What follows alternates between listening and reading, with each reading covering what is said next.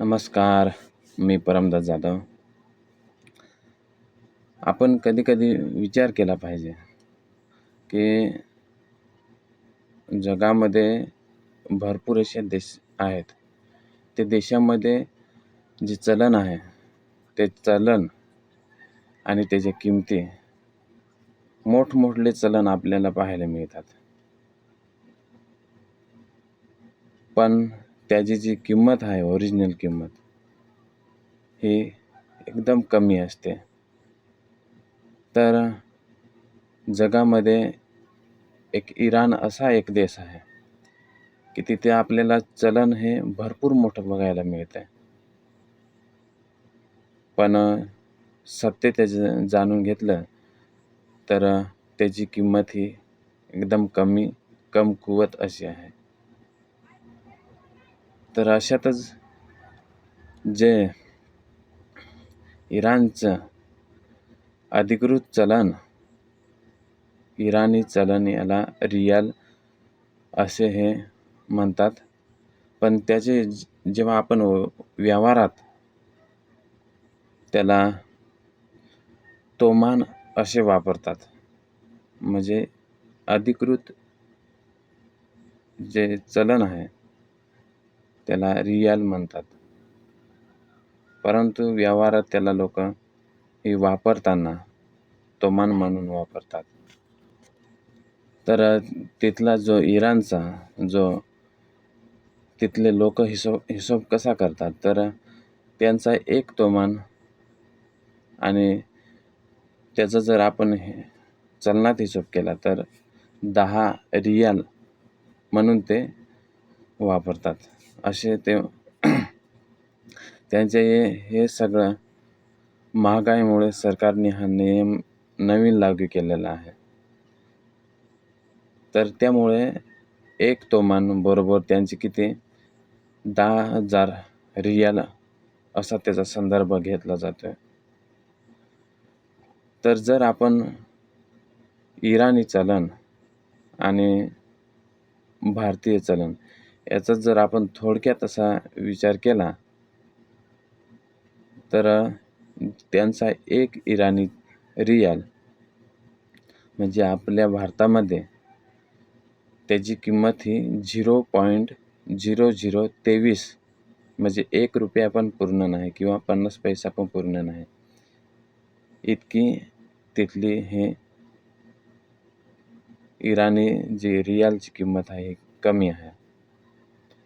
तर तिथले 10,000 रियाल जर घेतले तर आपले भारतीय रुपयामध्ये त्याचे 22.50 रुपये इतके, आणि 1000 रियाल घेतले तर 2.25 पैसे. आणि जर मोठ्यात मोठे म्हणजे 50,000 जर आपण रियाल घेतले तर भारतीय रुपयामध्ये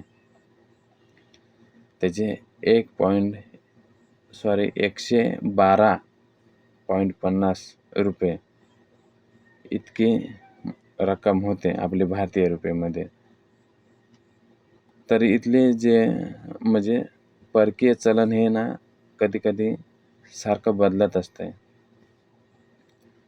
पण जर इराणच्या जर आपण नोटा बघितल्या किंवा इराणचं आपण चलन बघितलं तर ते चलन हे 100 रुपयापासून चालू होते.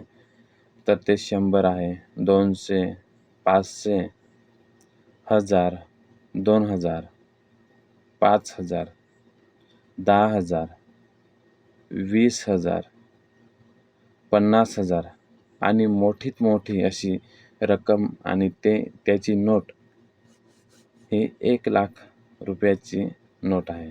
ती रियाल म्हणजे इराणी ही सगळ्यात मोठी नोट ही 1,00,000 रियालची आहे. हे आपण जे आता सांगितले ते सगळे नोटीस आहेत, 100 पासून ते 1,00,000 पर्यंत.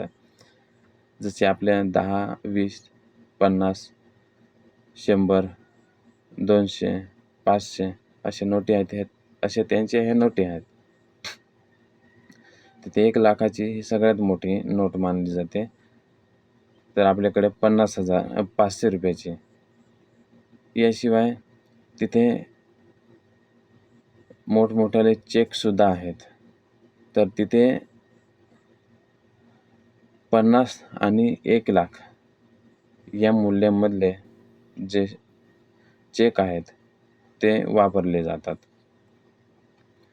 याचं जर आपण थोडक्यात उदाहरण बघितलं, जर आपण आपलं भारतीय जे चलन आहे, जे मोठी नोट आहे, ती 500 रुपयाची, ती जर आपण इराणमध्ये घेऊन गेलो,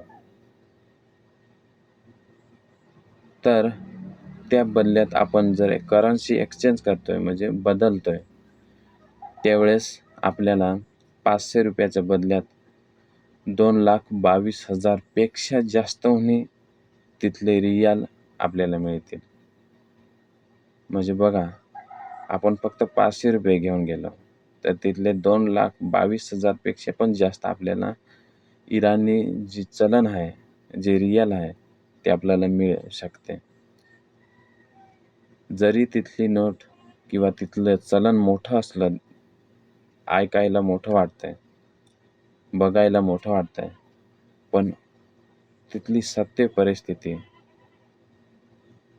आणि तिथला विचार आपण केला आपल्या आणि त्यांच्या तुलनेमध्ये, तर त्याची किंमत ही एकदम कमी आहे. तर असं हे आपण चलन, नवीन चलन, मला पण ते नवीन वाटलं. मी पण म्हणजे याच्या अगोदर वाचलेलं नव्हतं, म्हणून मी तुम्हाला थोडक्यात माहिती सांगितली. तर चॅनलला सबस्क्राईब करा आणि जास्तीत जास्त मित्रांना ही माहिती पाठवा. कारण असे जे काही चलन वगैरे आहेत, ते आपल्याला आजपर्यंत माहीतसुद्धा नाही.